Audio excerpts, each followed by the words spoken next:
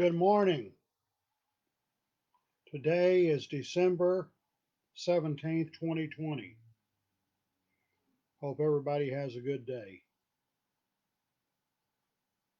It's hard to believe it's been exactly 40 years since the death of a very dear friend of mine, Tom Wooten. Here's a picture of Tom right here. Uh,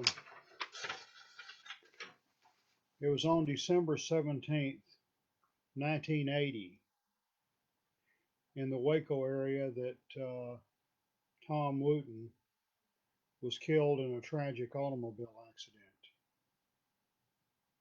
Thomas Aaron Wooten was born in Clifton, Texas, on November 16, 1945. He grew up in Whitney. His mother, Minnie Wooten, who lived from 1915 to 2003, taught school in Whitney for many years. Tom worked for Shannon Funeral Home in Fort Worth before beginning his employment at Wilkerson and Hatch Funeral Home in Waco in 1968. Tom was an outstanding individual and a Freemason. I first met him at a Whitney Wildcats football game in 1972. During that time, I was pastor of the Whitney Missionary Baptist Church, and I had received my entered apprentice degree a few months earlier at Waco Lodge number 92. And the first time we met, as always, Tom encouraged me in my Masonic endeavors. And he held dual membership in Waco 92 and in Whitney Lodge number 355. In 1972-73 Masonic year, he was serving as senior warden. And there was some discussion, unfortunately this didn't happen, about the possibility of, since I was living in Whitney at the time, for the Whitney Lodge to confer one of the degrees courtesy to Waco 92. And Tom knew that George Norris had been my Masonic sponsor and very enthusiastic about my Masonic work. That Brother Norris was up in years at the time. That someone would bring him to Whitney to be there for the degree. I'd gotten my entered apprentice on August 21st, 1972, and I received my fellowcraft on December 19th, 1972. A lot of people get it just a month apart, but I was pastoring a church and I was in my senior year at Baylor University carrying a full academic load. So my time to go to the lodge and study and learn the required work was limited, though I eventually did it. And it was when I received my fellowcraft degree, um, two members of the lodge, I believe it was Buddy Lloyd and Hiram Hill from Whitney, came down to participate in the ceremony for Waco 92, and that was a very cherished occasion. By the time I received my Master Mason degree on March 20th, 1973, I was no longer pastor in Whitney because on January 14th, 1973, I got voted out of the church because they didn't like the way I was doing certain things. That I was seeking to integrate the church, and I was also um, pro dancing, whereas the church was anti dancing.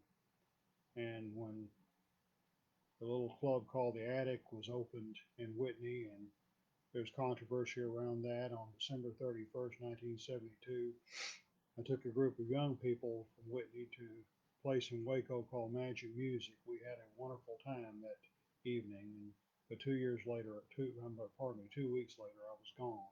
Very controversial event. And when in the 1973-74 Masonic year, Tom was serving as worshipful master of Whitney Lodge number 355. He was also a member of the York Rite and a member of the wrecking crew or director staff of Karam Shrine Temple. It was on September 29th of 1973 that Tom held my arm as I crossed the desert to become a noble of the Mystic Shrine.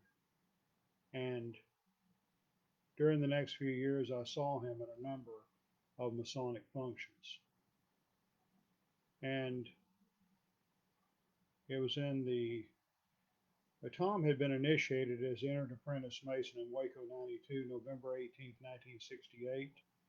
He passed the degree of Fellowcraft on December 23, 1968, and was raised to the sublime degree of a Master Mason on January 20, 1969. He affiliated with Whitney Lodge on number 355 on June 24, 1969. And again, the year of 73-74, he served as worshipful master. And he was suspended for non-payment of dues in 1979, but was reinstated the following year. I last saw him on October 13, 1980.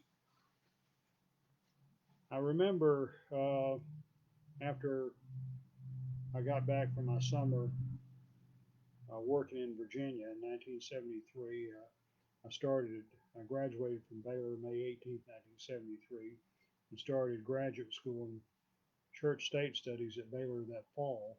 I saw Tom at a meeting of Waco 92. Of course, he knew what happened at Whitney. And he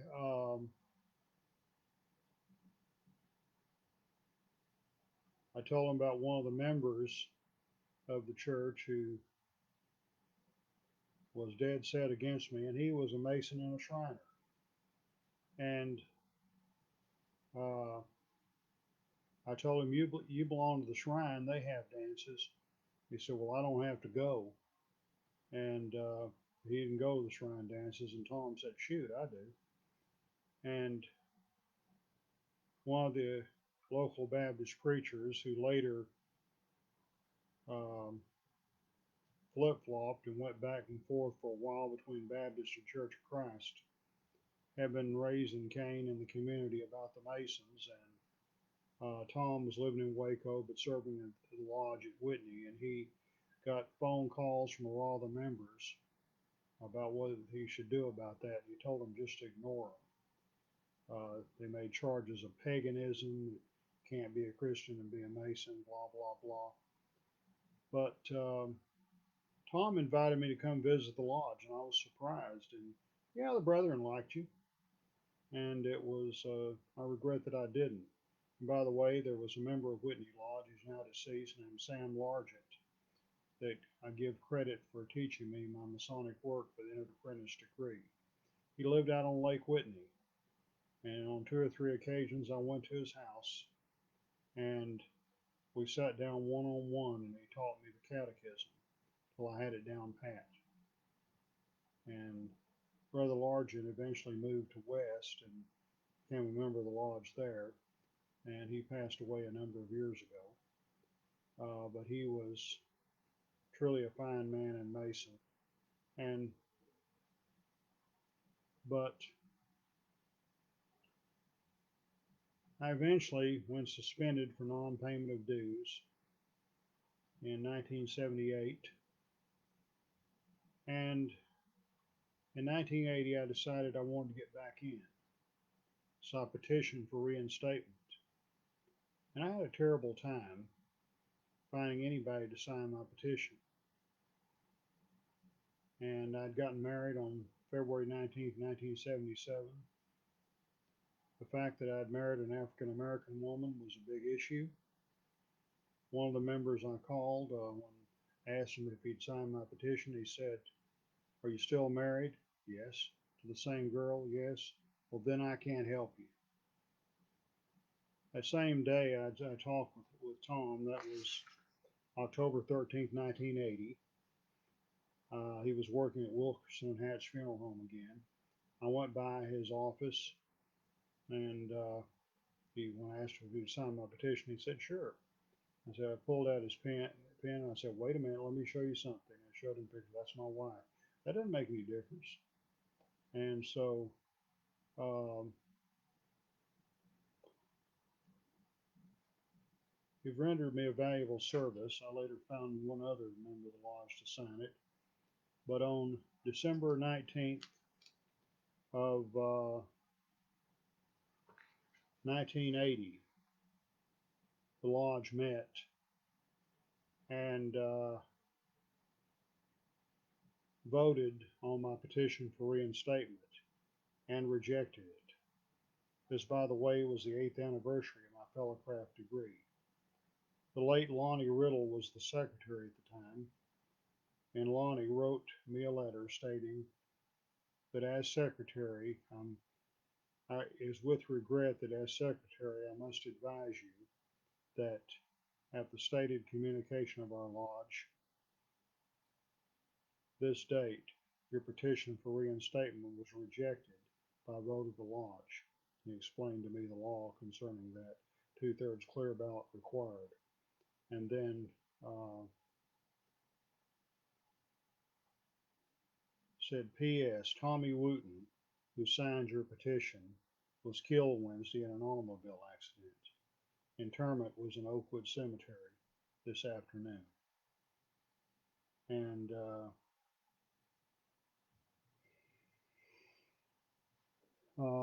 Tom I was really shocked about that, of course. And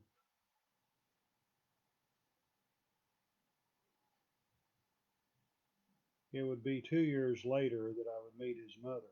I'd sent her and I sent his wife, Sandy, um,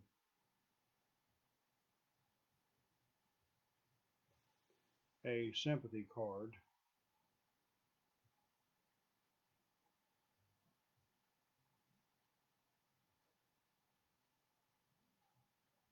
And um,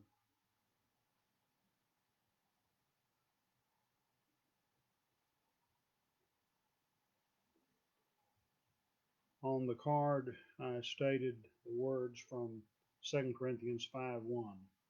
"For we know that if our earthly house of this tabernacle were dissolved, we have a building of God, a house not made with hands, eternal in the heavens." And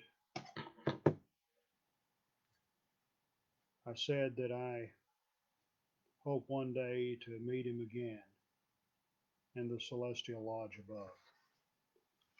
And it's just really hard to believe it's been 40 years since Tom passed. The um,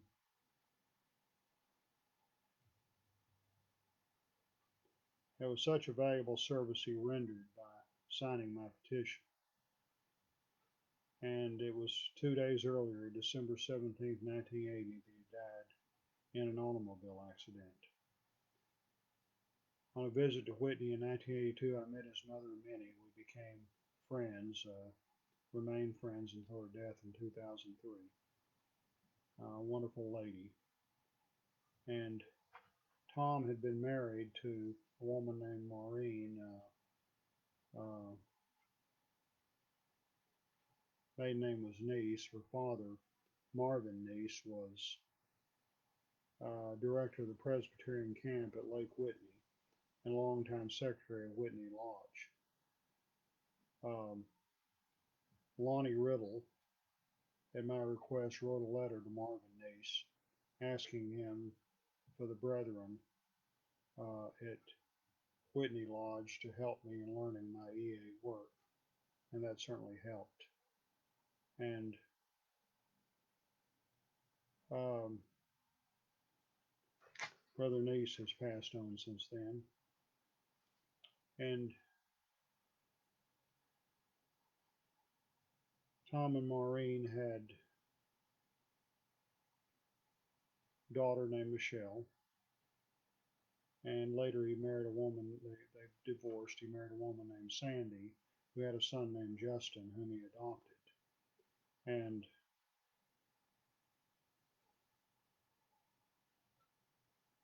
he had much compassion and appreciation for all people, regardless of race or religion. And while he died several years before the beginning of the movement for recognition of Prince Hall Freemasons by their Caucasian counterparts, I have no doubt if he were alive today, he would support this movement. He died in 1980. It was in 1989 that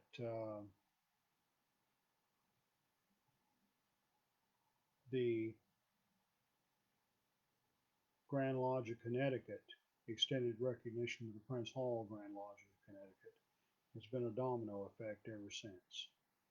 Uh, the Grand Lodge of Texas recognized the Prince Hall Grand Lodge of Texas in 2006, but with what I call simple recognition. There was no uh, intervisitation permitted initially. In 2014, they allowed intervisitation, but it had to be approved by both Grand Secretaries. Then in 2017, they did away with that requirement and left it up to the local lodge. And there's a lot of, today, there's only about 7 Grand Lodges all in the South where recognition has not occurred. And I'm hope and pray I'll live to see the conclusion of this process. My book, Prince Hall Freemasonry in the Lone Star State, from CUNY to Curtis, 1875 to 2003.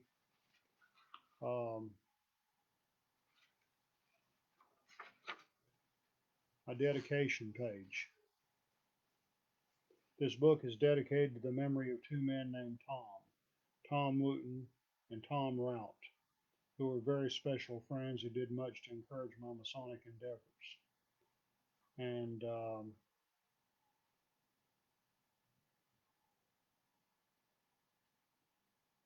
point out that in 1980, Tom, following my suspension for non-payment of dues, he signed my petition for reinstatement, ensuring me that he did not consider my interracial marriage a relevant issue. Tom died in a tragic automobile accident, December 17, 1980. Thomas Henry Rout, who lived from 1930 to 1991, served as Grand Master of the Prince Hall Grand Lodge of Texas from 1987 until his tragic death from colon cancer on January 3, 1991. One of his first actions as Grand Master was to create the office of Grand Historian and appoint me to it. Throughout his term, he did much to encourage my research and writing on Freemasonry. On January 8, 1991, I attended his funeral at Trinity United Methodist Church in Houston. 2 Toms, 2 outstanding Freemasons, one Caucasian and one Prince Hall. As far as I know, they never met while on earth.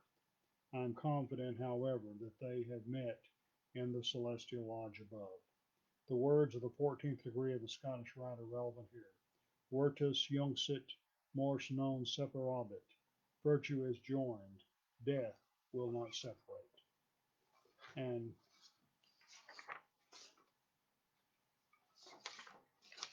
here's a picture of Tom with his mother Minnie and his daughter Michelle when Michelle was a little girl. And this is a more recent picture of Michelle as an adult and Minnie in her later years. Michelle, I understand, got married in New Jersey, and Minnie went up there for the wedding, and at her funeral,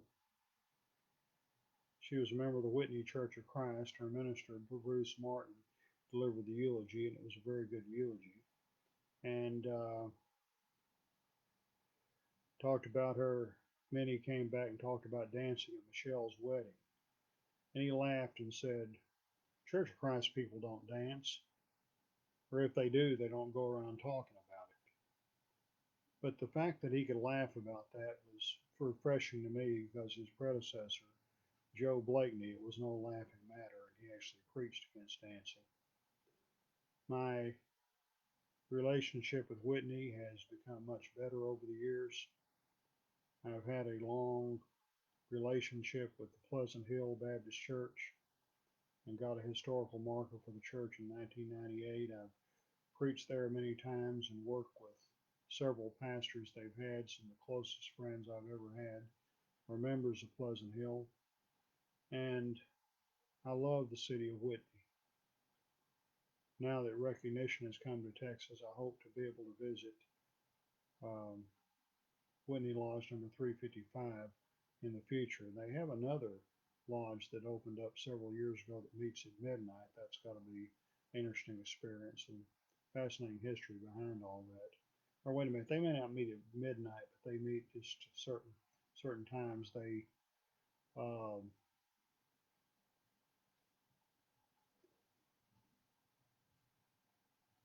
they had a trail ride when they reopened, and I have to look into that. And there was a Prince Hall Lodge in Whitney many years ago, but they're closed now, and that's unfortunate. But these institutions that have been meant so much to our communities down through the years, we need to hold on to them. And I believe in giving honor to whom honor is due. And it's sad, Tom only lived to be 35. And when I moved back to Waco in 1988, I was there till 98.